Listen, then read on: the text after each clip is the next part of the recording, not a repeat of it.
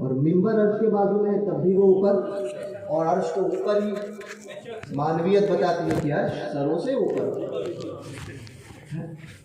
اب اس پر حضور جلوہ افروز ہوں گے۔ استاد زمن برادر اعلیٰ حضرت کی نگاہ جب گری اس حدیث پر، فرماتے ہیں یہ اکرام ہے مصطفیٰ پر خدا کا،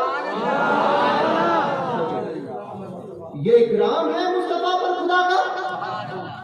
ارے جو کچھ خدا کا ہوا مصطفیٰ۔ استاد زمن نے جب دیکھا، فرماتے ہیں یہ اکرام ہے، ایسا سر اٹھا ہوا ہوگا نا، ایسا ہوگا، ایسا سر ایسا اٹھا ہوا ہوگا۔ استاد زمن فرماتے ہیں جب یہ دیکھے اس حدیث پر نگاہ گری تو استاد زمن فرماتے ہیں واہ واہ، یہ اکرام ہے مصطفیٰ پر خدا کا، یہ اکرام ہے مصطفیٰ پر خدا کا۔ ارے جو کچھ خدا کا ہوا مصطفیٰ کا۔ اور پھر اعلیٰ حضرت نے جب اس حدیث کو دیکھا تو قلم توڑ دیا، واہ واہ۔ پھر ایسا ہی سوچو، ہم غریب، ہم جو ہے وہ گنہگار ایسے ہی ہوں گے نا، عاشق ایسے ہی کھڑے ہوں گے ہاتھ باندھ کر، اور پھر جب حضور عرش پر جلوہ افروز ہوں گے تو ایسا دیکھیں گے، اعلیٰ حضرت ہوں گے اور اعلیٰ حضرت اسی کو چیز کو کہیں گے واہ واہ، عرش حق ہے، عرش حق ہے، مسند رفعت رسول اللہ کی۔ کیا فرمائیں گے؟ عرش حق ہے، مسند، واہ واہ، عرش حق ہے، مسند، حضور جلوہ افروز ہوں گے نا، عرش حق ہے، مسند رفعت رسول اللہ کی۔ ارے دیکھنی ہے، اعلیٰ حضرت نے یہاں پر یہ نہیں کہا ہے کہ دیکھنا ہے بھائی، دیکھنا ہے تم لوگ کو دیکھنا، یہاں پر دیکھنی ہے، یہ زور دیا گیا ہے نا۔ آج لے ان کی پناہ، آج مدد مانگوں سے، پھر نہ مانیں گے قیامت کو اگر مان گیا تو۔ پھر اعلیٰ حضرت کیا فرما رہے ہیں؟ آج جو نہیں مانتا ہے نا، نا معاذ اللہ رب العالمین، حضور ہماری طرح بشر، معاذ اللہ، حضور کو پیٹھ پیچھے کا علم نہیں، معاذ اللہ رب العالمین۔ اعلیٰ حضرت لکھتے ہیں، استاد زمن لکھتے ہیں، آج سنتے تھے، آج سنتے ہو نا کہ حضور با اختیار ہے نا، حدیثوں میں پڑھا، اپنے بزرگوں سے سنا، قرآن پاک میں آیا، آج سنتے ہو نا حضور جیسا کوئی نہیں۔ استاد زمن لکھتے ہیں آج سنتے تھے، سننے والے کل یعنی قیامت کو، آج سنتے تھے، سننے والے کل دیکھ لیں گے کہا ہوا تیرا۔ امام احمد رضا کے شعر کو سمجھنے کے لیے مزاج کا اعلیٰ ہونا بھی ضروری ہے۔ دو نمبری اعلیٰ حضرت کو نہیں سمجھ سکتا، اعلیٰ حضرت کو سمجھنے کے لیے ایک نمبر ہونا چاہیے۔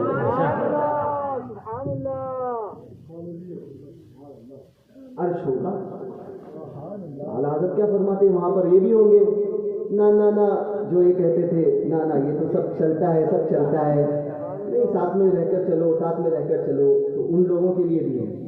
اعلیٰ کیا فرماتے ہیں؟ واہ واہ، عاشق تو ایسا دیکھے گا، واہ واہ واہ واہ، عرش حق ہے، اللہ کا عرش ہے نا، عرش حق ہے، مسند رفعت رسول اللہ کی۔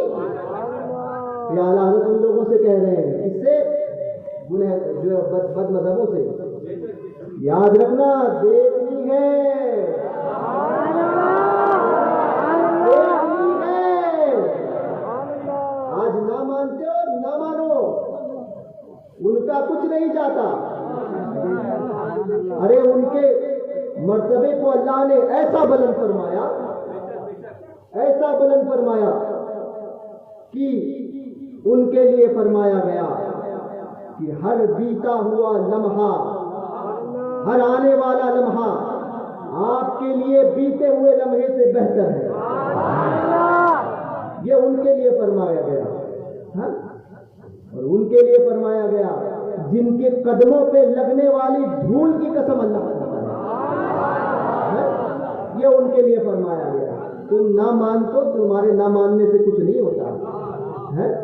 ارے وہ قرآن جو پورا حضور کی شان میں نازل ہوا،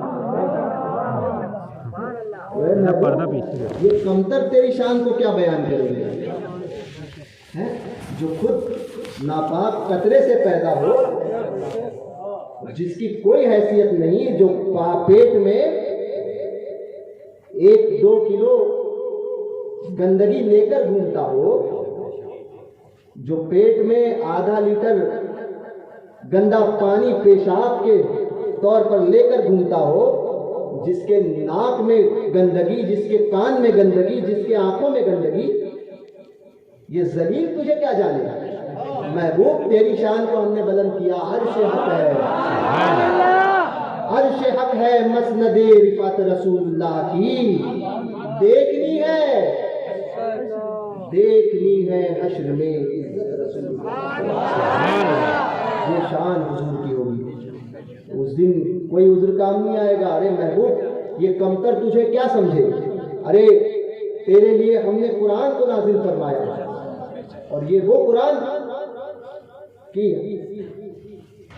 ये इसकी हिफाजत करने वाले खुद हमने इसको उतारा ना महबूब, हम इसको इसकी हिफाजत करेंगे। और मुफस्सिरीन आएंगे, क़यामत तक मुफस्सिरीन आएंगे और इस कुरान की तफसीर कर करके तेरी शान बयान करेंगे। तेरी शान को हमने ऐसा बुलंद किया है। मुहद्दिसीन आएंगे, शारहीन आएंगे और हदीसों से तेरी शान को बुलंद फरमाएंगे। शौरा आएंगे, सनाखा आएंगे और करेंगे तनम, कहेंगे तनम फरसूदा जा पारा हिजरा या रसूल अल्लाह। सनाखा आएंगे और कहेंगे बलगल उला भी कमालिही वशक़त दुजा बे जमालिही हसनत जमीउ खिसालिही सल्लु अलैहि बारिक। सनाखा आएंगे और तेरी शान बयान करेंगे। हाफिज कुरान पढ़ पढ़ कर तेरी शान बयान करेगा। जमील तुझे क्या जाने। अरे सलातीने वक्त को तेरी बारगाह में हाजिर करूंगा, हाथ बांध कर खड़े होंगे। औलिया, अस्फिया, अंबिया सब तेरी बारगाह में हाथ बांध कर खड़े होंगे। महबूब जलील तेरी शान को क्या जाने। तेरी शान को हमने ऐसा बुलंद किया, तुझे वो इख्तियार अता किया जो किसी को नहीं अता किया। हमने इन्ना अतैना कल कौसर, महबूब हमने तुम्हें कौसर अता किया। कौसर से मुराद क्या है? सिर्फ जामे कौसर? जामे कौसर तो है ही खैरे कसीर। तो महबूब को क्या मिला? कौसर मिला, खैरे कसीर। देखो ना हुजूर जैसा कोई जाहिर में, ना हुजूर जैसा कोई बातिन में। खुद फरमाते हैं आयशा, अल्लाह ने मेरे जलवे को 70,000 हिजाबात में छुपा रखा है। 70,000 हिजाबात में मेरे जलवे को छुपा रखा है। और अगर मैं जाहिर कर, अगर मेरा जलवा दुनिया पर जाहिर हो जाए तो दुनिया में कोई ऐसा नहीं जो मुझे देख सके। सारे ज़मान फरमाते हैं एक झलक देखने की ताब नहीं आलम को, एक झलक देखने की ताब नहीं आलम में। वो अगर जलवा करे कौन तमाशा है। ये तो हुजूर का हुस्न है ना, जो 70,000 जलवों में, 70,000 पर्दों में छुपा हुआ है। और 70,000 पर्दों में छुपने के बाद में भी है कि ये आलम है, ये आलम है कि सर कटाते हैं तेरे नाम पे मर्दाने आलम। ये आलम है, 70,000 पर्दों में हुजूर का हुस्न छुपा हुआ है। तो 70,000 पर्दों के छुपे हुए हुस्न के बाद ये आलम है हुस्न का मेरे आका का। तो ये हुजूर की शान। तो ये जलील तुझे क्या महबूब जो है वो इज्जतें देंगे, जो इज्जतें हमने तुझे दी है, हमने तुझे इज्जतें दी है। वरफाना लक जिक्र, हमने तेरे खातिर तेरे जिक्र को बुलंद किया। محبوب ذلیل تجھے کیا جانیں گے. تو اس وقت کیا ہوگا؟ عرش ہے رفعت رسول اللہ کی، عرش حق ہے مسند رفعت رسول اللہ کی. پھر امام کیا کہتے ہیں؟ دیکھنی ہے حشر میں عزت رسول اللہ، دیکھنی ہے، سننی نہیں ہے، بولنی نہیں ہے، دیکھنی ہے. آج کچھ نہیں، آج جو ہے وہ آج سنتے ہیں سننے والے کل دیکھ لیں گے کہاں ہوا تیرا. یا رسول اللہ جو آپ نے فرمایا تھا وہی حق، باقی سب جھوٹ. دیکھنی ہے حشر میں عزت رسول اللہ کی. تو اس وقت جس کے سر اٹھے ہوں گے نا وہ کہے گا واہ واہ واہ واہ. سمجھے؟ جس کے سر اٹھے جنت کی کنجی اس کے ہاتھ میں. سبحان اللہ.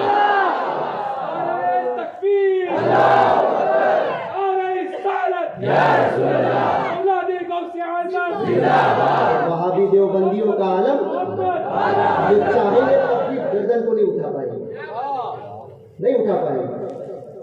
جس کے سر اٹھ گئے تو وہ کہے گا واہ واہ، اور یہ چاہیں گے کہ ہم گردنوں کو اٹھائے تو نہ، آج لے ان کی پناہ آج سے، پھر نہ مانیں گے قیامت کو اگر مان گیا.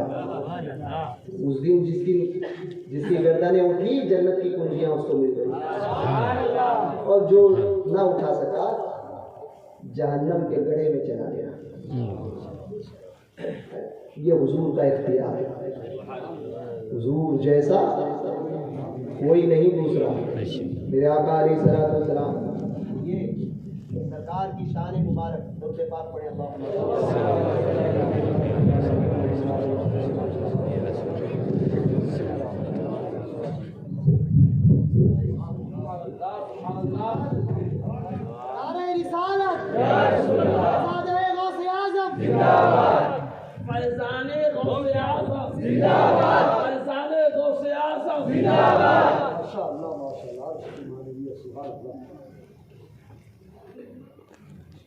یہ حضور کا اختیار ہوگا.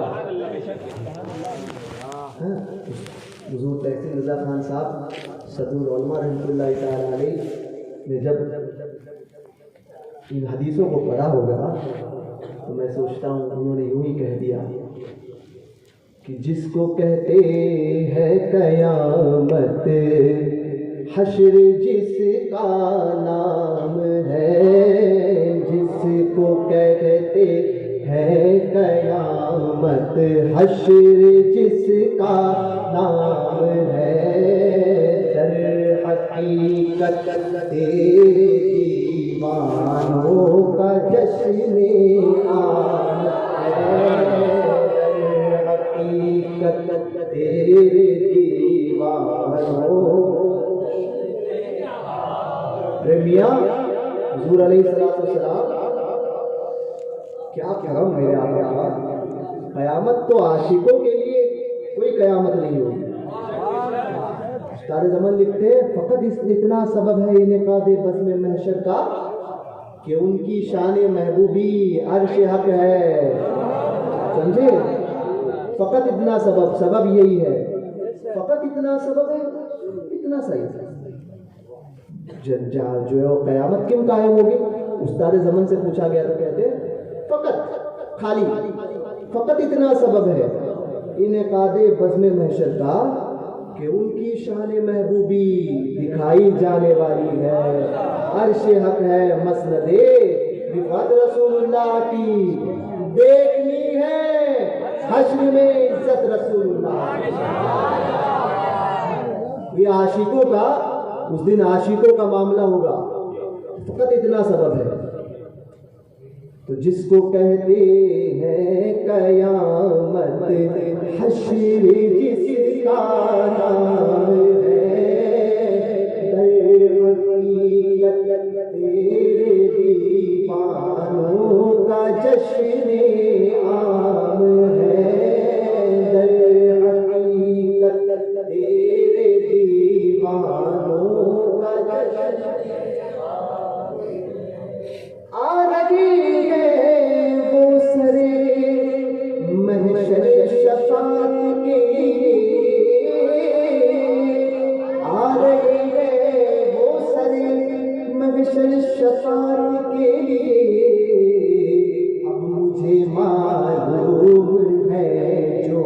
کچھ میرا انجام ہے، مجھے معلوم ہے جو کچھ۔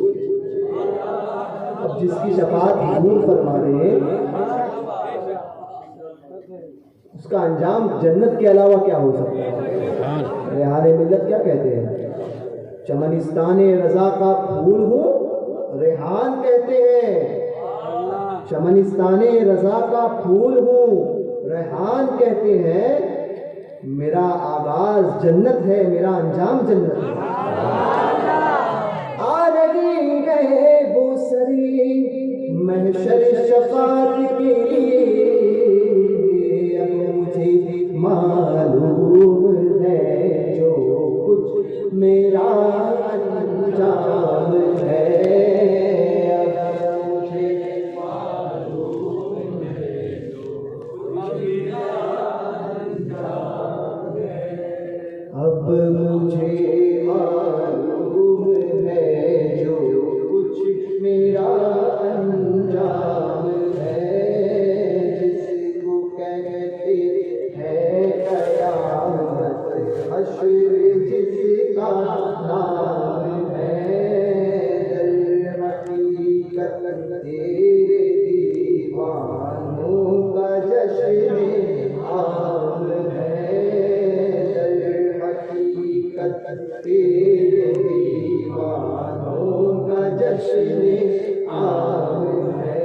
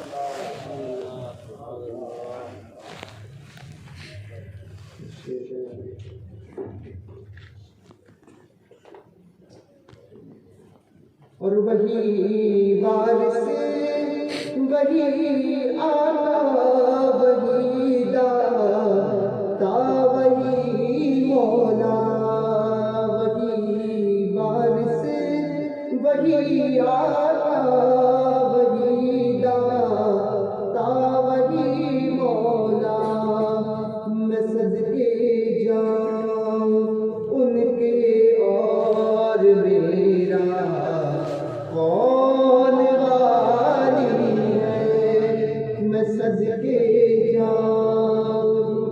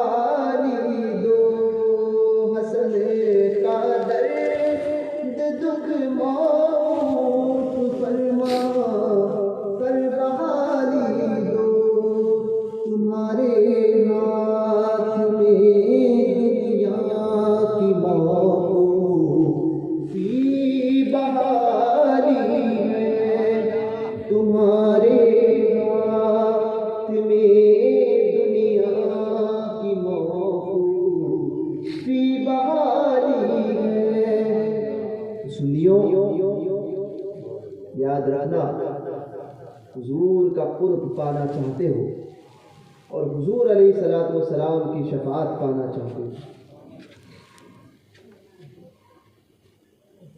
اور حضور کو خوش کرنا چاہتے ہو تو وہ کام کرو زندگی میں کہ جس سے حضور راضی ہو جائے۔ آج بد مذہبوں کے ساتھ، وہابیوں کے ساتھ، دیوبندیوں کے ساتھ، صلح کلیوں کے ساتھ میں جو تعلقات قائم کیے ہیں اور یہ سمجھتے ہو کہ حضور کی شفاعت نصیب ہوگی،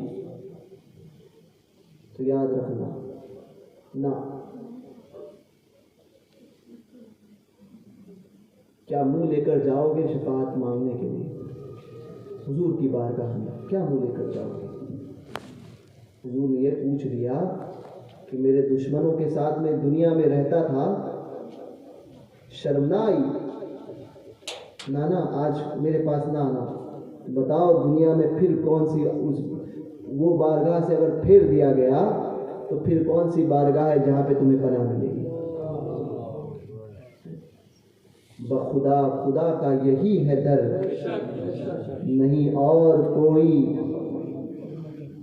مفر مقر، جو وہاں سے ہو یہی آ کے ہو، جو یہاں نہیں تو وہاں نہیں۔ یاد رکھنا اس دن کچھ نہ چلے گا، یہ سارے بہانے جو ہے نا، یہ دنیا مطلب کہ یار ہے سب، کوئی نہیں کسی کا، کوئی کسی کا نہیں ہے۔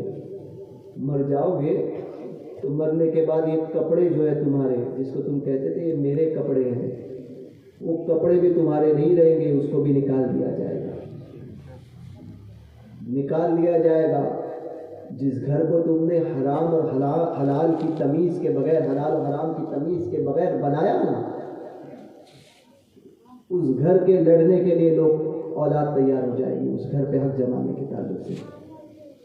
جس گھر میں جو گھر تم نے اپنے ہاتھوں سے بنایا، اس گھر میں 2 گھنٹہ رکھنے کے لیے تم کو تیار نہیں ہوں گے۔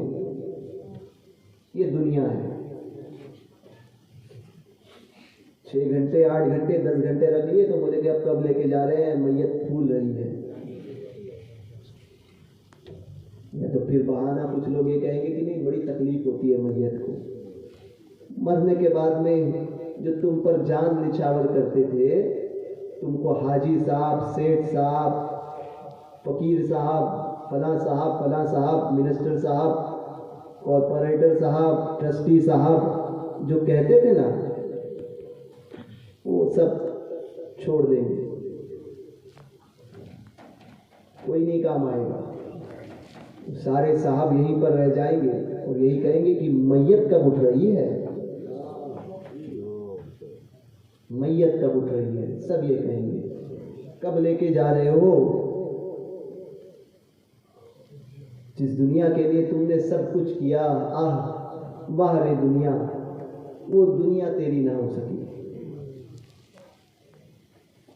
جس دنیا کے لیے لوگوں کا حق مارا، جس دنیا کمانے کے لیے لوگوں سے جھوٹ بولا، جس دنیا کے لیے لوگوں کی غیبت کی، لوگوں کی چاپلوسیاں کی، جن لوگوں کو، جس رشتے کو نبھانے کے لیے تم نے نہ جانے کتنے جھوٹ بولے اور نہ جانے تم نے کتنے جو ہے وہ شریعت کا مذاق نہ جانے کتنی بار اڑایا، معاذ اللہ رب العالمین، اور نہ جانے تم نے اللہ اس کے رسول کے فرمان کو کتنی بار پسے پشت ڈال دیا، معاذ اللہ، اس دنیا کے لیے۔ وہ دنیا تمہاری نہیں ہوگی، سب کہیں گے لے جاؤ۔ ہائے غافل وہ کیا جگہ ہے جہاں 5 جاتے ہیں۔ سوچو ذرا اس منزل کو بھی دیکھو، ہائے غافل وہ کیا جگہ ہے جہاں 5 جاتے ہیں 4 پھرتے ہیں۔ پھر 4 کو پلٹنا ہوگا، وہی ایک تمہیں گڈھے میں ڈال کر، اسی قبر میں ڈال کر، اندھیری قبر میں۔ اور اب تو یہ حال ہے کہ قبر کی پیمائش بھی سب کو نہیں آتی۔ मुर्दे को कैसा डालना है उसका तरीका भी नहीं, लिया डाल दिया। डालने से पहले क्या पढ़ना है हिसाब वो भी लोगों को नहीं पता है, किस करवट लिटाना है वो भी नहीं पता। तो ये दुनिया जो जिस औलाद के लिए जिंदगी भर मरते थे उसे नहलाना नहीं आता, वो तुम्हारी जनाजा नहीं पढ़ सकती। ये दुनिया, कमाओ दुनिया, कमाओ। सोचा है कभी बेटे को पढ़ाया लिखाया सब कुछ बना दिया और बेटा बोल दिए कि अब्बा का इंतकाल हो गया। ऐसी भी औलाद देखी है हमने कि बाप का इंतकाल हुआ और बेटा मैयत में नहीं पहुंचा। ये दीन तुमने ना सिखाया अपनी औलाद को, क्योंकि दुनिया कमाने में तुम इतने मस्त हो चुके कि तुमने ये देखा ही नहीं कि अल्लाह उसके रसूल की रजा किस चीज़ का नाम है। तुमने अपनी औलाद को ये सिखाया ही नहीं, तुमने ये सोचा ही नहीं कि मरना है, कि दुनिया है, समझते हो कि यहीं पर सब कुछ रहना है, हमेशा हमेशा के रहना है। तुमने ये नहीं सोचा कि अल्लाह उसके रसूल के दुश्मनों से दुश्मनी करे ना, दुनिया है सबको खुश करना है। जब तुम अल्लाह उसके रसूल के ना हुए तो ये दुनिया भी तुम्हारी नहीं होगी, वो भी वही सलूक करेगी तुम्हारे साथ में। औलाद को जनाजा पढ़ने नमाज पढ़ने नहीं आती। बास तो वो औलाद है जो माँ बाप के जनाजे होते हैं और साइड में खड़ी रहती है, बास की तरह किसी तरह से पढ़ लेती है लेकिन पढ़ाना नहीं आती। औलाद माँ बाप के हक में बेहतर ये है कि उसकी औलाद उसको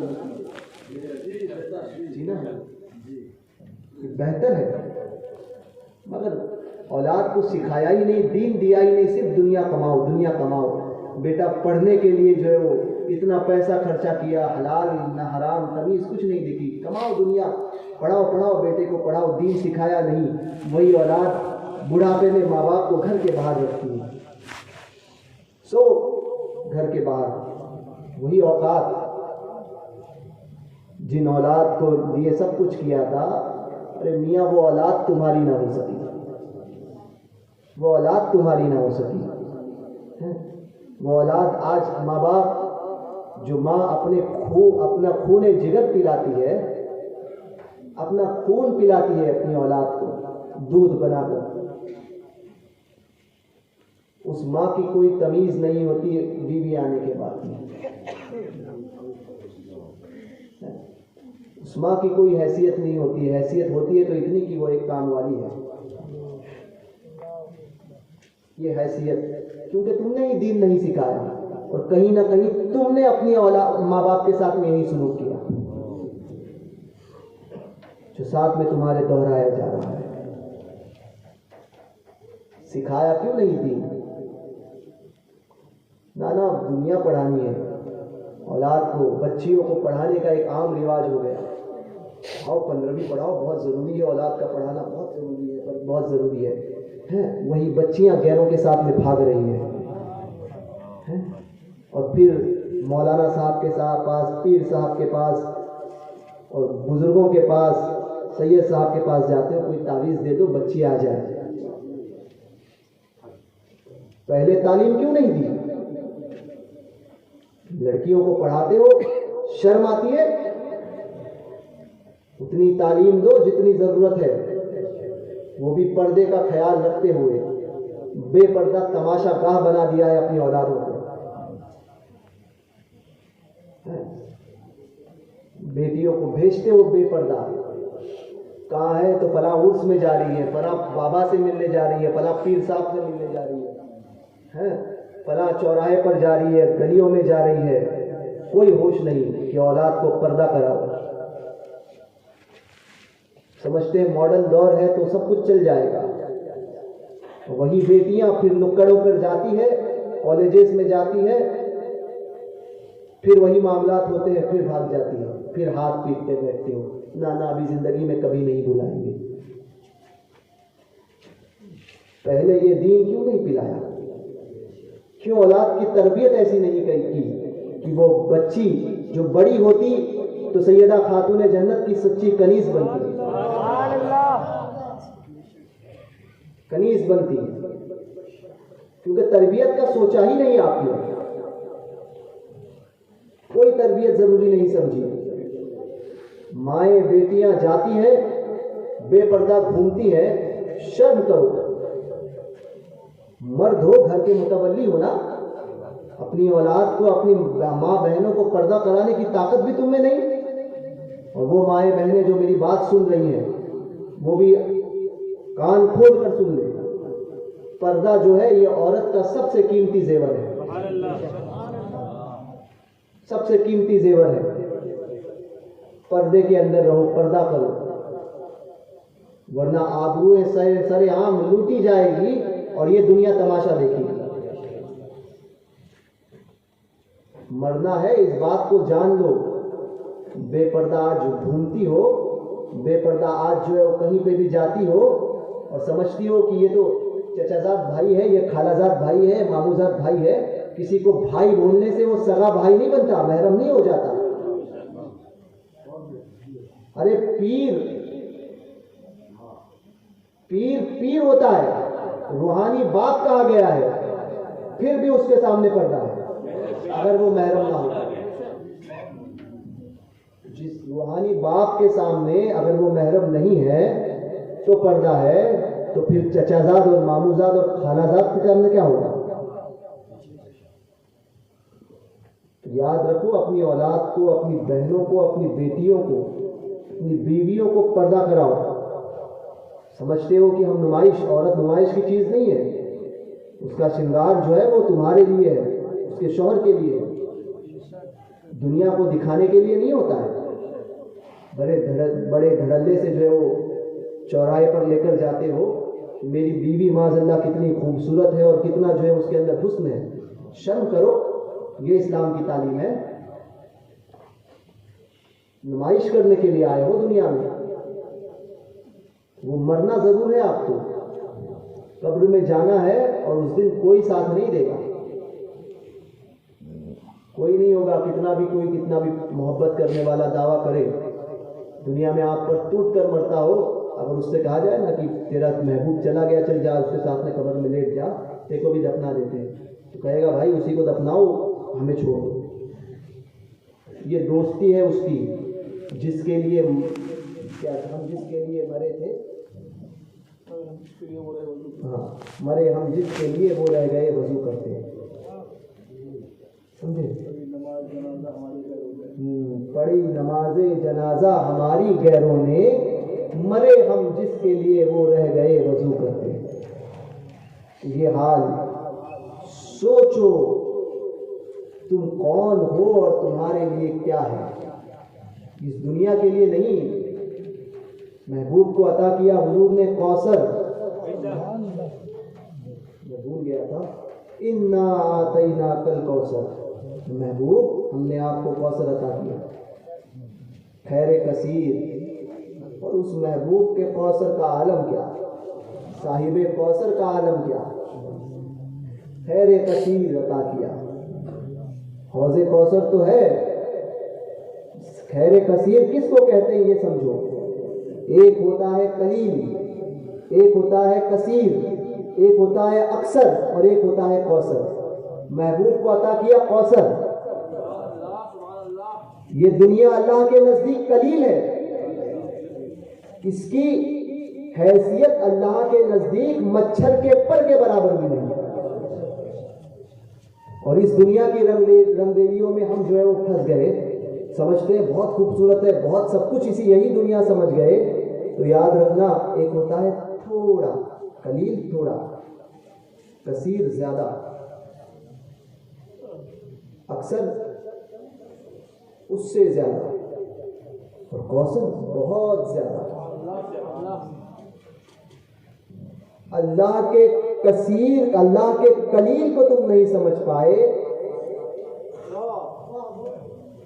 تو اللہ نے جسے کوثر عطا کیا ہے اسے کون سمجھے گا؟ وہ حضور کی شان، اس دن کوئی کام نہیں آئے گا، سب چھوڑ دیں گے، اس دن کون کام آئے گا؟ قبر میں کون ساتھ دے گا آپ کا؟ اعمال بھی اس وقت ہی کام آئیں گے. لوگ کہتے ہیں اعمال ساتھ جائیں گے، لیکن کام آنے والے اعمال وہی ہوں گے جس پر اللہ اس کے رسول کے فضل کی مہر ہے. اس وقت کون کام آئے گا؟ اس وقت کام آئے گا. کون کام آئے گا؟ سب چھوڑ دیں گے. باپ جہاں بیٹے سے بھاگے، لطف وہاں فرماتے یہ ہیں. ماں جب ایک لوتے کو چھوڑے، آ آ کہہ کے بلاتے یہ ہیں. اور سلم سلم کی دھاڑت سے پل سے پار کراتے یہ ہیں. انا آتیناک الکوثر، ساری کثرت پاتے یہ ہیں. اور کثرے دنا تک کس کی رسائی؟ جاتے یہ ہیں آتے یہ ہیں، آتے یہ ہیں جاتے یہ ہیں، جاتے یہ ہیں آتے یہ ہیں. وہ کام آئیں گے، وہ رسول وہ کام آئیں گے، اس وقت کام آئیں گے. اعلیٰ استاد زمن نے لکھا ہے، تمہارا نام مصیبت میں جب لیا ہوگا، ہمارا بگڑا ہوا کام بن گیا ہوگا. کسی کے پاؤں کی بیڑی وہ کاٹتے ہوں گے، کسی کے پاؤں کی بیڑی وہ کاٹتے ہوں گے. کوئی اسیر غم کو پکارتا ہوگا، تمہارا نام مصیبت میں جب لیا. کہیں گے اور نبی اذهبوا إلى غيري، کہیں گے اور نبی اذهبوا إلى غيري. میرے حضور کے لب پر انا لہا ہوگا، تمہارا نام مصیبت میں جب لیا ہوگا، ہمارا بگڑا ہوا کام بن گیا. حضور کے ایسے عاشق زندگی دنیا کے لیے ختم کی. زندگی یہ نہیں ہے کسی کے لیے، زندگی ہے نبی کی، نبی کے لیے. یہ زندگی جو ہمیں ملی ہے نا، یہ ہماری اپنی نہیں ہے، یہ حضور کی دی ہوئی ہے. یہ زندگی ملی ہے حضور پر سب کچھ فدا کرنے کے لیے. کیا فدا کرنے کے لیے؟ انہیں جانا، انہیں مانا، نہ رکھا غیر سے کام. للہ الحمد میں دنیا سے مسلمان ہے. یہ فدا ہونے کے لیے، حضور پر فدا ہونے کے لیے، حضور کے ناموس پر اپنے آپ کو مٹانے کے لیے، حضور کے اصحاب پر، حضور کے اصحاب کے ناموس پر اپنی جانوں کو دینے کے لیے، حضور کی اولاد پر، حضور کے اہل بیت پر جان نچھاور کرنے کے لیے، حضور کے محبوبین کی بارگاہ میں پہرا دینے کے لیے، اولیاء کاملین کے ناموس پر پہرا دینے کے لیے زندگی ہمیں ملی ہے.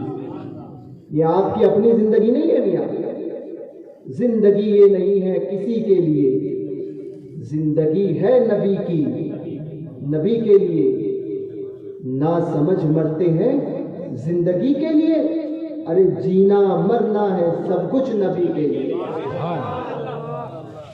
زندگی حضور کی امانت ہے آپ کو. ٹھیک ہے نا؟ حضور ٹھیک ہے نا؟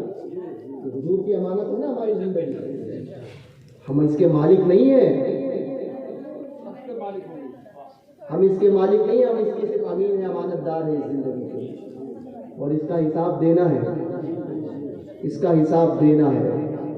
ہر ایک کا، ہر ایک کرنے والے کا، ہر ایک کا، ایک ایک ذرے کا حساب آپ کو دینا ہے.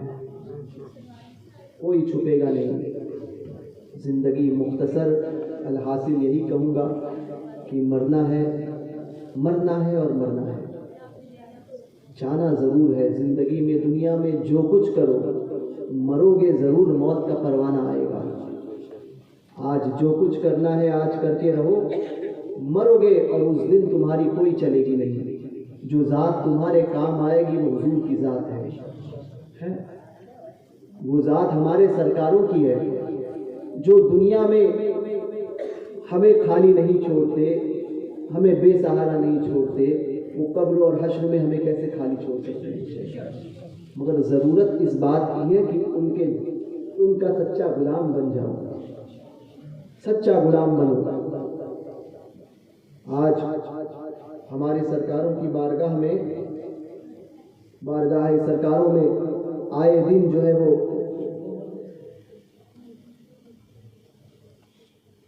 گستاخیاں ہو رہی ہے۔ ہم مسلمان اپنے آپ کو کہتے ہیں، ہمارے باپ کی عزت کو کوئی چوراہے پر نیلام کرے نا تو جو ہو سکتا ہے ہم کرنے کو تیار ہو جائیں گے، دل پر ہاتھ رکھ کر بولنا۔ مگر جہاں حضور کی عزت کی بات آئی، ناموس رسالت کی بات آئی تو آج ہم سے کچھ بنتا نہیں ہے۔ ہم اپنے آپ کو مسلمان کہتے ہیں، غریب نواز کی شان میں مسلسل آئے دن جو ہے وہ ان 6-8 مہینوں میں 3 دلوں نے جو ہے وہ گستاخی کی۔ ہم غریب نواز کا نام لیتے ہیں تو کہنے کو آئے کہ ہم غریب نواز کا نام لیتے ہیں، مگر ہمارے اندر یہ بھی طاقت نہیں کہ ہم جا کر اٹھ کر جو ہے وہ ایک میمورینڈم دے سکیں۔ یہ بھی کیا ہم نے۔ دیکھو غریب نواز کو کیا منہ دکھاؤ گے؟ عرس میں جا رہے ہو غریب نواز کے، لوگ کہتے ہیں عرس میں، ہم نے اس مرتبہ جانا کینسل کیا۔ کیا منہ لے کر جائیں گے غریب نواز کی بارگاہ میں؟ پوچھ لیا کہ میری بارگاہ میں حاضر ہوتے ہو، میرے لیے کیا کیا؟ کیا منہ دکھائیں گے؟ صرف مانگنا ہی آتا ہے، اپنے آقاؤں کے نام پر مرنا کبھی نہیں آئے گا۔ سختی، آج سختی لگ رہی ہوگی میرے جانے کے بعد میں، اور کئی جگہ پہ ہو چکا ہے۔ لوگ کہتے ہیں بڑی سخت تقریریں کر کے گئے، بڑا سخت بول کر گئے۔ تو آج بھی اگر سختی نہ کریں گے تو کب کریں گے؟ یہی کہ آج میٹھا میٹھا کھا لو کھا لو کھا لو، نہیں وہ تو کام ان کا ہے، جن کا کام ہے ان کا دیکھ لیں۔ ہم کس لیے؟ ہم اپنے سرکاروں کے نام پر ان کی عزتوں پر پہرا بھی نہ دے سکے تو ہماری زندگی کس کام کی؟ تو جس کو جو کہنا ہے کہو، پیچھے سے کیا کوئی کہتا ہے، کوئی گالیاں ڈالے، کوئی برا کہے، کوئی عیب نکالے، اس سے ہمیں کچھ فرق نہیں پڑتا۔ ہم صرف اتنا جانتے ہیں، تیرے خاطر ذلیل ہونا ہے، تیرے خاطر یا رسول اللہ، تیرے خاطر ذلیل ہونا ہے، تیرے خاطر ذلیل ہونا ہے، تیرے خاطر ذلیل ہونا ہے۔ میری عزت میرے وقار سلام، میری عزت میرے وقار سلام، میرے اللہ حق نگار سلام، دست قدرت کے شاہکار سلام۔ سنیو، زندگی کے لیے زندگی کا مقصد بناؤ، اپنی اولاد کو پلاؤ، عشق رسول پلاؤ، حضور کے اصحاب کا عشق پلاؤ، حضور کے اہل بیت اولاد کا عشق پلاؤ، اولیاء کاملین کا عشق پلاؤ، اور حضور کے اور سرکاروں کے دشمنوں کی دشمنی بھی پلاؤ۔ بناؤ نا اپنی اولاد کو اس قابل، بزدل کیوں بناتے ہو؟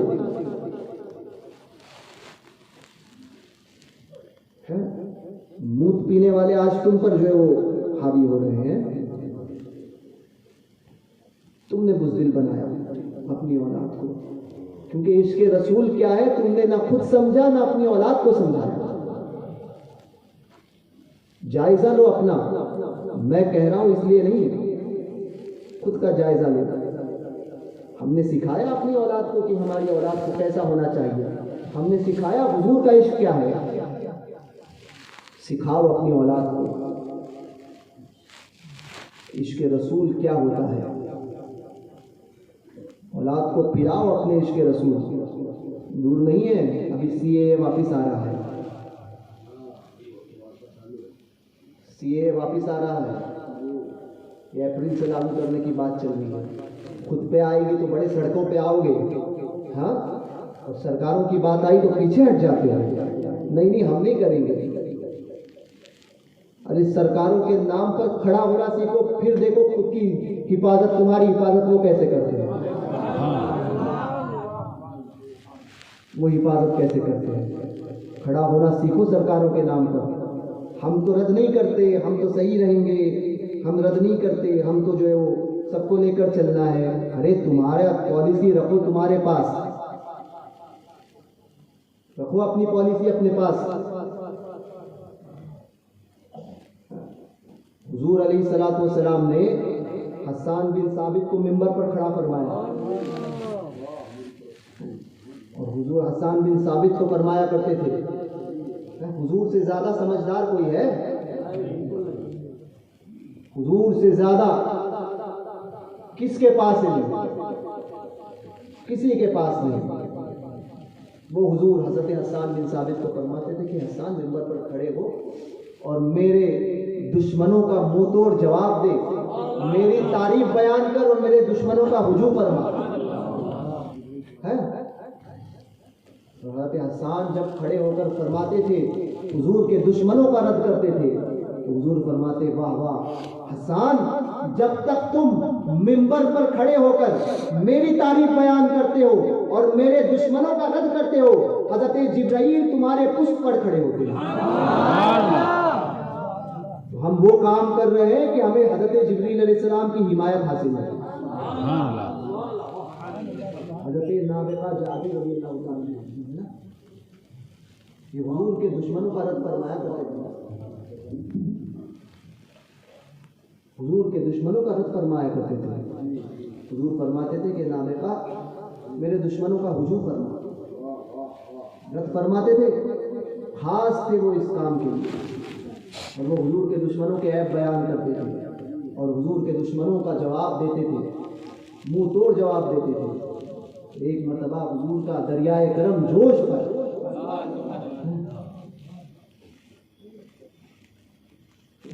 پر آتی ہے جب غم خاری، تشنا سیراب ہوا کرتے ہیں۔ وہ شان میرے آقا نے فرمایا کہ اللہ تبارک و نابغہ، اللہ تیری منہ کی مہر کو سلامت رکھے۔ میرے دشمنوں کا جواب دیتا ہے، اللہ تیری منہ کی مہر کو سلامت رکھے۔ تقریباً 100 سال کی عمر ہونے کو آئی حضرت نابغہ جابر رضی اللہ تعالیٰ عنہ کی۔ 100 سال کی عمر میں کوئی اگر دانت ٹوٹتا تو اسی وقت دوسرا آ جاتا۔ حضور نے فرمایا اللہ تیرے منہ کی مہر کو سلامت رکھے۔ پتا چلا کہ بڑھاپے میں بھی اگر دانت کو سلامت رکھنا ہے نا تو حضور کے دشمنوں کے عیب کو بیان کرو، رد کرو، حضور کے دشمنوں کا رد کرو۔ یہ نہیں کہ زمانہ جیسا ہے نا۔ ارے ہم اعلیٰ حضرت کی بارگاہ میں ایک واقعہ ہے کہ صبح کا وقت تھا، ایک شخص آیا اور گردن نہیں تھی، وضو کے لیے تشریف لے گئے تھے تو کنویں سے پانی نکال رہے تھے۔ اس نے کہا کہ مولانا صاحب پیاس لگی ہے۔ اعلیٰ حضرت نے دیکھا، ٹھیک ہے، ڈول نکالی، پانی لیا، اوپر ڈال دیا گردن میں، پھر کہا، پھر آواز آئی پیاس لگی ہے، دوسرا ڈالا، پیاس لگی ہے، تیسرا ڈالا۔ اب وہ کہتا ہے کہ مولانا صاحب آپ کو مجھ سے ڈر نہیں لگتا؟ مولانا صاحب میں بغیر سر والا ہوں، آپ کو مجھ سے ڈر نہیں لگتا؟ باہر اعلیٰ حضرت فرماتے ہیں فقیر سر والوں سے نہیں ڈرتا تو وہ بغیر سر والا۔ سبحان اللہ۔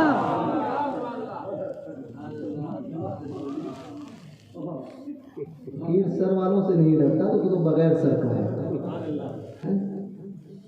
کل کے رضا ہے خنجرے پکار برق بار، آداسوں کے آدا سے کہہ دو خیر منائے نہ شر کرے.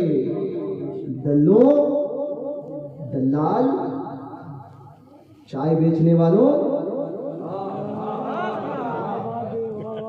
بیوی تو سنبھلی نہیں تیری.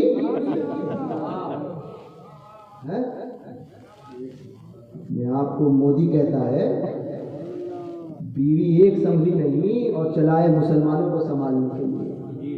ایک کو تو حق نہیں دلا پایا، چلائے جو ہے وہ مسلمانوں کے فیصلے کرنے کے لیے. یاد رکھنا غریب نواز کے ہندوستان میں آج بھی ہم پر سایہ ہے غریب نواز کا. جس دن میرے آقا غریب نواز نے کروٹ بدلی اس دن تیری حکومت جو ہے وہ خاک میں مل جائے گی اور ان قریب یہ ہو کر رہے گا. آج کے سنتے ہیں سننے والے کل دیکھ لیں گے کہاں ہوا گیا. ان قریب یہ ہو کر رہے گا. ذلیل تم ذلیل ہو اور ذلیل ہی رہو گے اور ذلت میں مرو گے. تم کیا ہم پر جو ہے وہ زور زبردستی کر سکتے ہو؟ کسی ماں نے دودھ نہیں پلایا ہے کہ اہل سنت کا سامنا کر پائے. سبحان اللہ. میرے مفتی اعظم طوائفہ کی حکومت تھی.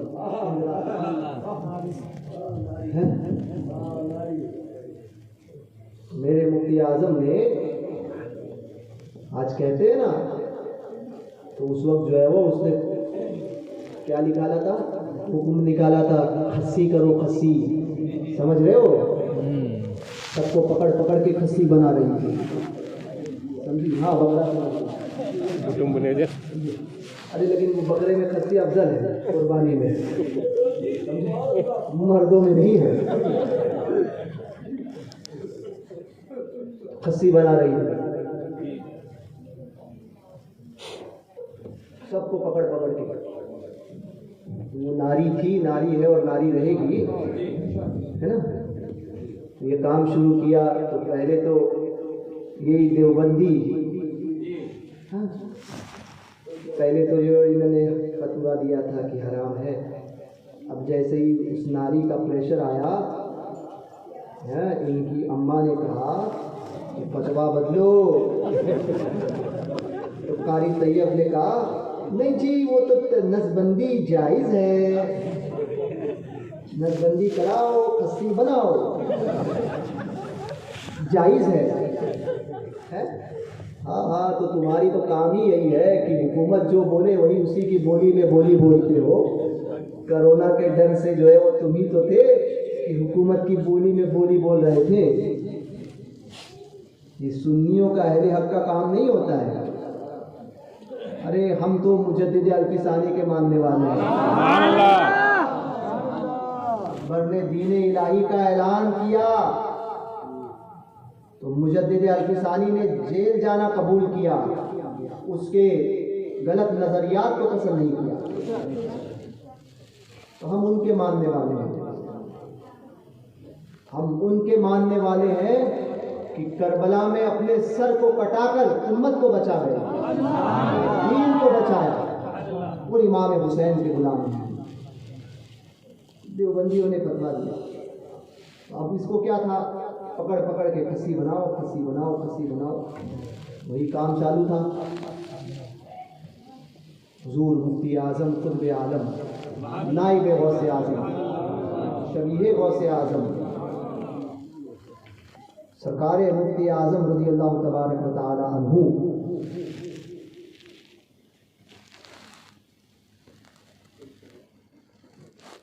نے حضور تاج الشریعہ کو فرمایا کہ فتویٰ لکھو. تاج الشریعہ نے فتویٰ لکھا نسبندی کے حرام ہونے کا. حضور مفتی اعظم نے اس پر دستخط فرمائی کہ نسبندی حرام، بد کام بد انجام. سارے تو آ گئے تھے دیوبندی رافضی سب نے تو ہاں کہہ دیا، ایک مرد مجاہد۔ شیر کی للکار بھی ایسی ہوتی ہے، وہ مرد مجاہد مفتی اعظم ڈٹا رہا نہ، ان کے تو سب ان کے پلے میں پھنس گئے تھے۔ ہاں، چونکہ مجرا دیکھنے والے طوائف کو ہی پسند کرتے ہیں، سمجھے؟ دلال کیا کرتے ہیں؟ دلالوں کا کام ہی یہی ہوتا ہے نا۔ وہ مرد مجاہد سرکار مفتی اعظم کہا نہ، حکومت نے پریشر ڈالا کہ فتویٰ بدل دو ورنہ گرفتار کیا جائے گا۔ وہ ایسا لیتے ہوئے تھے، سارے کے سارے جو ہے لوگ چاروں طرف سے گھیر لیا گیا، سوداگروں کو چارپائی پر لیٹے تھے حضور مفتی اعظم۔ آفیسر آیا، کہا کہ حضور گرفتار کرنے کے لیے آئے ہیں۔ پہلے تو ایک تو پہلے وارنٹ لے کر آیا تھا، گلے میں ٹائی تھی، بڑا آفیسر تھا۔ حضرت آرام فرما رہے تھے، دیکھا تو گلے میں جو ہے وہ ٹائی جو پہننا حرام، وہ ٹائی ایسی تھی۔ اس کو حضور مفتی اعظم کے سامنے کہا، وارنٹ دینے کے لیے آیا، پکڑ لیا ٹائی کو۔ معاذ اللہ، معاذ اللہ، یہ کیا کنٹھ لنگوٹ باندھ رکھا ہے، یہ کیا کنٹھ لنگوٹ باندھ رکھا ہے، 2 کروڑ لاؤ اسے اتارو۔ ایسی آگ چلی، اسی وقت جی بابا جی، یہ ہوتا ہے اہل حق کا کردار۔ جب گرفتاری کے لیے لوگ آئے تو حضور مفتی اعظم آرام فرما رہے تھے، کہا کہ حضور گرفتاری کے لیے آئے ہیں، فرمایا دھکے مار کر انہیں باہر نکالو۔ سبحان اللہ، ایسا دبدبا پڑا۔ وہ مرد حق مرد کلندر کی آواز جب سنی، پیچھے پلٹے اور یہ لکھا کہ ان کو گرفتار کرنا آسان نہیں، اگر ان کو گرفتار کیا جائے تو ہندوستان میں آگ لگ جائے گی۔ کیا تھا وہ رعب اور دبدبا؟ فرمایا نسبندی حرام ہے۔ پریشر آیا تو یہ حضور مفتی اعظم کی زبان اقدس سے وہ جملے نکلے کہ احمد رضا کے بیٹے مصطفیٰ رضا کا فتویٰ نہیں بدلے گا اگرچہ حکومت کو بدلنا پڑے۔ اس زمانے نے دیکھا، اس کے بعد میں اندرا کی حکومت کی۔ تو یہ اہل حق کا کردار ہوتا ہے، وہ ڈرتے نہیں ہیں اس بات سے کہ ہمارا کیا ہوگا۔ وہ کہتے ہیں تو یہی بات کہتے ہیں کہ انہیں جانا انہیں مانا، نہ رکھا غیر سے کام، للہ الحمد میں دنیا سے مسلمان گیا۔ سنیوں، ایسے سنی صحیح العقیدہ مسلمان بنو، حضور کے ایسے عاشق بنو کہ تمہارے سامنے کوئی بھی آئے حق بات کہنے پر ڈرو نہیں۔ سرکاروں کی عزت کے لیے کھڑے رہو، ان کے عزتوں کے تحفظ کے لیے کھڑے رہو، مرو اپنی جانوں کو دو ان کے لیے، اپنی اولاد کو حضور کا عشق پلاؤ، حضور علیہ الصلوۃ والسلام کے دشمنوں کا بغض بھی پلاؤ۔ یہ کرو، جس دن تم نے یہ کام کرنا شروع کر دیا اس دن پھر اس سرزمین ہند پر 1000 سال حکومت کرنے والوں کی حکومت ہوگی۔ یہ سب تمہارے قدموں میں ہوگی، یہ دنیا تو تمہارے قدموں کی دھول ہے، تم جہاں ٹھوکر مارو گے نا وہاں یہ رہے گی۔ قدموں کی دھول ہے، اپنی حیثیت کو پہچانو کہ اللہ نے تمہیں ایمان کی کیسی دولت عطا فرمائی ہے، کیسی دولت ایمان کی عطا فرمائی ہے۔ جس دن تم اپنے سرکاروں کی محبت کے خاطر، ان کے نام کے تحفظ کے، ان کی عزتوں کے تحفظ کے خاطر اپنی عزتوں کو قربان کرو گے، اس دن ان بزرگوں کی پشت پناہی تمہیں ہوگی، وہ اپنی قبروں سے اٹھ کر تمہاری مدد فرمائیں گے۔ پھر دیکھو تمہارے گھروں سے تمہیں کون نکال سکتا ہے، مگر اٹھو، اپنے آقاؤں کے لیے اٹھنا سیکھو۔ اللہ تبارک و تعالیٰ کہنے سننے سے زیادہ ہمیں عمل کی توفیق عطا فرمائے۔ اور آخر میں صرف اتنا کہوں گا کہ ہر ایک کو مسلک اعلیٰ حضرت کی کسوٹی پر پرکھو، ہر ایک کے کہنے پر، ہر ایک کے سننے پر اس کے پیچھے نہ جاؤ۔ مسلک اعلیٰ حضرت کا جس کو پابند دیکھو اسی کے پیچھے چلو، اسی کے پیچھے چلو۔ حضور استاد العلماء حضرت حافظ ملت رضی اللہ تبارک و تعالیٰ عنہ فرمایا کرتے تھے پیر تین قسم کے ہوتے ہیں، ایک پتھر پیر، ایک پتا پیر، اور ایک لکڑ پیر۔ پتھر پیر وہ ہوتا ہے کہ اس کے ساتھ میں اگر کسی چیز کو پتھر کے ساتھ میں باندھ دو اور پانی میں چھوڑ دو تو ہم تو ڈوبے صنم تمہیں بھی ڈوبے، تو وہ خود بھی ڈوبتا ہے، اوپر جو چیز باندھو اسے بھی لے کر نکل جاتا ہے۔ پتا پیر وہ جس پر کچھ ڈال دو، پتے پر کچھ ڈال دو تو وہ اس پر ڈال دو اور پانی میں چھوڑ دو تو پتا جو ہے اس کے اوپر جو رکھے دو گرا گرا اور خود بخود کیسے کیسے ہو کے پار ہو جائے گا۔ ایک پتا پیر جو خود تو پار ہو جائے گا لیکن اوپر جس کو رکھو گے وہ سب لے لے گا، اور ایک ہوتا ہے لکڑ پیر، لکڑے کے ساتھ جس چیز کو باندھو، کتنا بھی باندھو خود بھی پار ہوگا، اپنے ساتھ والے کو بھی پار ہوگا۔ حضور سرکار مفتی نامپارا مولانا رجب علی خان قادری رحمۃ اللہ تعالیٰ علیہ فرمایا کرتے تھے، پانی پی چھان کے پیر کر پہچان، یہ فرمایا کرتے تھے۔ اور حضرت عبدالحق محدث دہلوی رضی اللہ تبارک و تعالیٰ عنہ جب اس دنیا سے جب ہندوستان کی طرف آنے کا قصد کیا، حضور کی بارگاہ سے جب انہیں حکم ہوا کہ جاؤ ہندوستان کی طرف، تو حضور نے ہندوستان کا نقشہ بتایا تھا اور فرمایا تھا کہ یہ ان جگہ سے ہوتے ہوئے گزرنا۔ سندھ کے قریب ایک گاؤں میں آپ کا پڑاؤ ہوا تو آپ کو پتہ چلا کہ یہاں پر ایک پیر، ایک اللہ کا ولی ہے اور ان کا بڑا چرچا ہے، بہت چرچا ہے۔ حضرت شیخ محقق عبدالحق محدث دہلوی رضی اللہ تبارک و تعالیٰ عنہ کی بارگاہ میں کچھ لوگ آئے، کہا کہ حضور وہاں پر ان کا بڑا چرچا ہے، آپ مسافر تھے، سوچا کہ اب جب پہنچنا ہے، جب آئے ہیں کوئی بزرگ کوئی کہہ رہا ہے تو پہنچ جائے۔ ملاقات کے لیے جب پہنچے تو جب اس کی خانقاہ میں داخل ہوئے تو وہ لیٹا ہوا تھا، ریشم کا کپڑا پہنے ہوئے اور ایک ہاتھ میں شراب، ریشم کا کپڑا پہنے ہوئے اور ایک ہاتھ میں شراب کا جام پی رہا ہے۔ حضرت عبدالحق محدث دہلوی نے دیکھا، دیکھتے رہ گئے۔ اس نے اشارہ کیا اور کہا کہ بیٹھیے مولانا صاحب۔ حضور اس سے پہلے ایک بات یاد رکھیے، شیخ محقق عبدالحق محدث دہلوی رضی اللہ تعالیٰ عنہ نے جب ہندوستان آنے کا قصد کیا تھا تو بارگاہ رسالت سے جب حکم ہوا تو حضور نے فرمایا تھا کہ عبدالحق ہندوستان کی طرف جاؤ۔ حضرت عبدالحق محدث دہلوی رضی اللہ تعالیٰ عنہ ہمارے آقائے نعمت، میرے آقائے نعمت نے حضور سے عرض کیا، حضور مدینے میں آپ کی بارگاہ میں ہوں اور جب بے چین ہو جاتا ہوں تو آپ کی بارگاہ میں آ جایا کرتا ہوں، حاضری دے دیا کرتا ہوں۔ حضور ہندوستان جاؤں گا، اتنے دور جاؤں گا، وہاں تو آپ کی بارگاہ نہیں ہوگی، حضور میں کیسے آپ کی بارگاہ میں حاضری دوں؟ سرکار نے فرمایا، عبدالحق ہندوستان جاؤ اور میرے دین کا کام کرو، یہاں پر تمہارا دل بے چین ہوتا تھا تو تم میری بارگاہ میں حاضری دے دیا کرتے تھے، اگر وہاں دل تڑپے گا آنکھیں بند کر لینا، میرا دیدار کر لیا کرو، مجھے خواب میں دیکھ لیا کرو گے۔ پہنچے، مولانا صاحب نے جو پیر صاحب کو دیکھا، بیٹھے،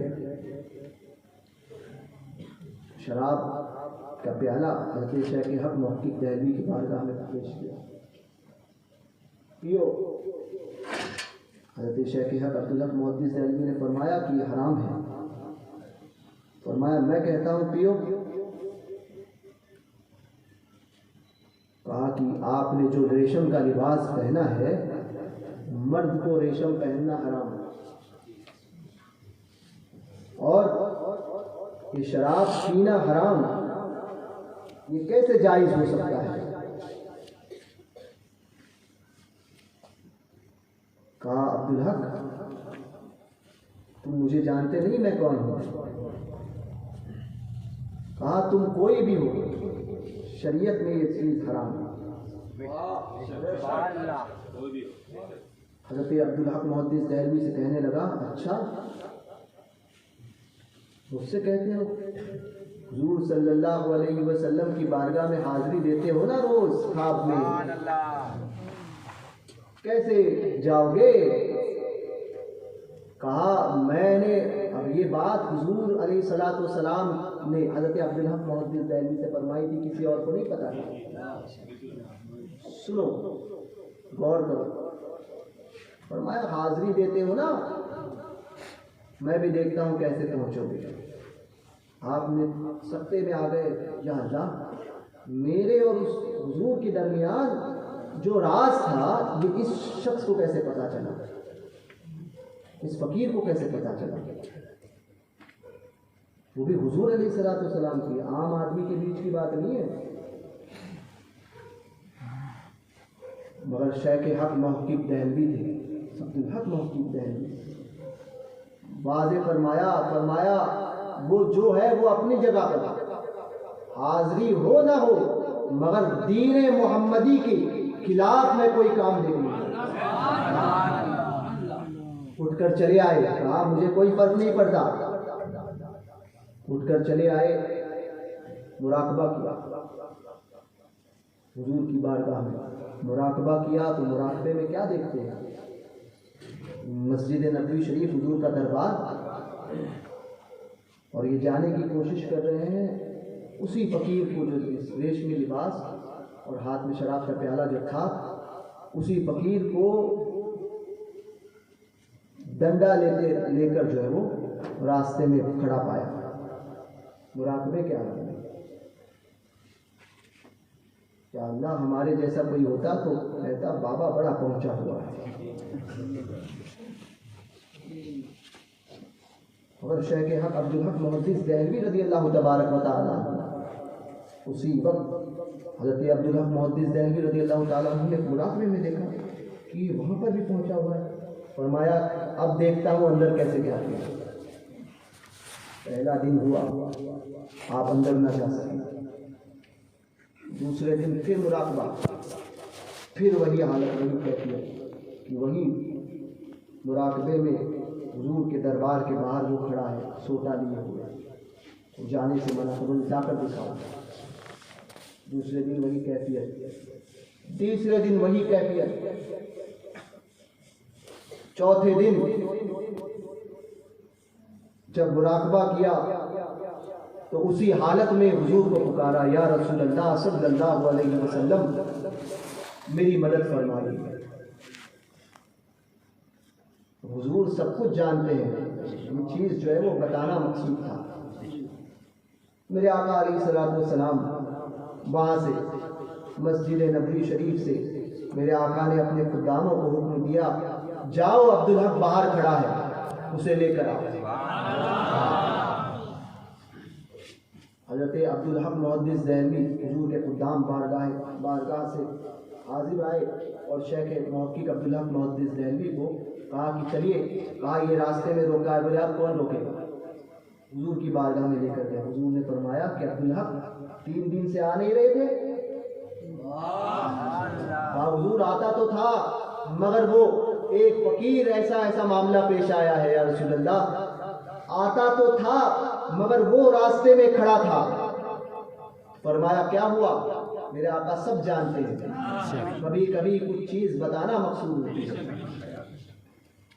کہا کہ حضور یہ ایسا معاملہ تھا، ساری بات جب بتائی، کیونکہ حضور اگر جانتے نہ ہوتے تو حضرت عبدالحق محدث دہلوی کو نقشہ نہ بتاتے تھے کہ ایسے راستے سے گزرنا، یہاں ہوتے ہوئے گزرنا۔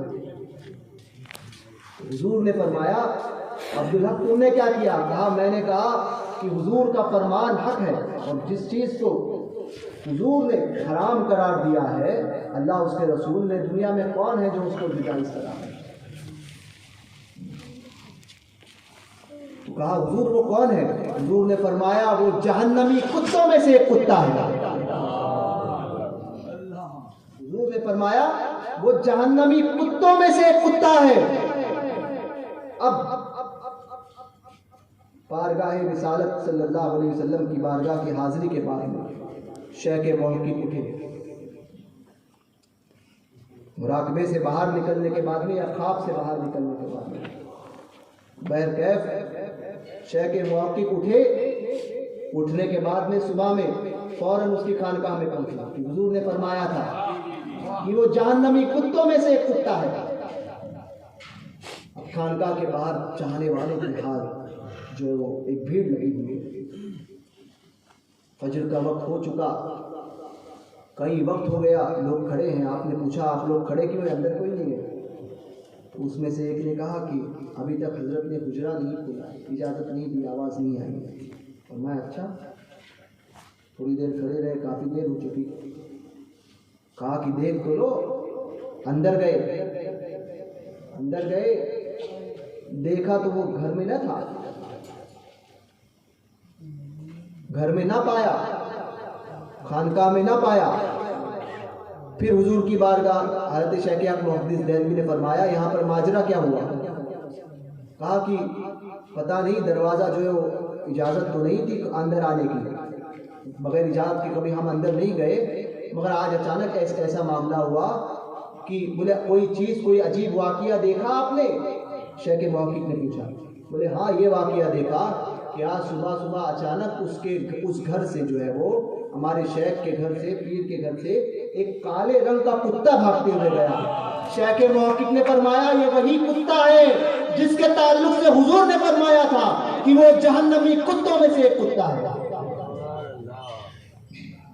یہ دین ہے، یہ شریعت ہے کہ مصطفیٰ صلی اللہ علیہ وسلم کی شریعت میں تبدیلی کا اختیار کسی کو نہیں ہے، یہ حضور کا اختیار ہے۔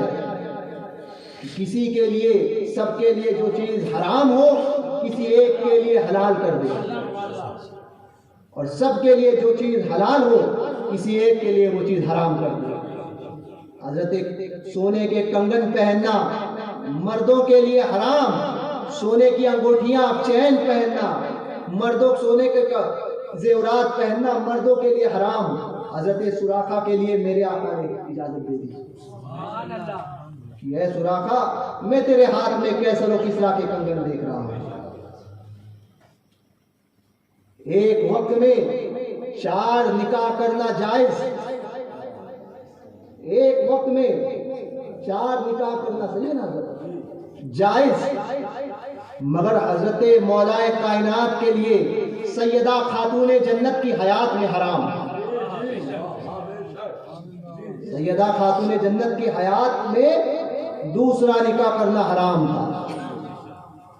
تو یہ حضور کا اختیار، حضور کے بعد دنیا میں کوئی ایسا نہیں جو حضور کے حرام کردہ چیز کو حلال کہے، اور جو حضور کے حلال کردہ، اللہ اس کے رسول کے حلال کردہ چیز کو حرام کہے۔ جہاں میں ان کی چلتی ہے وہ دم میں کیا سے کیا کر دے، زمین کو آسماں کر دے، سریا کو سرا کر دے۔ دوران گفتگو اگر کوئی غلطی مجھ سے ہوئی ہو، کوئی شرعی گرفت اگر میرے جملوں پر ہو، کوئی کلمہ کفر یا خلاف شرع کلمہ میری زبان سے نکلا ہو، تو میں ان علماء کی موجودگی میں اور آپ تمام لوگوں کی موجودگی میں اللہ کی بارگاہ میں صرف دل سے توبہ کرتا ہوں، استغفر اللہ ربی من کل ذنب واتوب الیہ، لا الہ الا اللہ محمد رسول اللہ صلی اللہ علیہ وسلم۔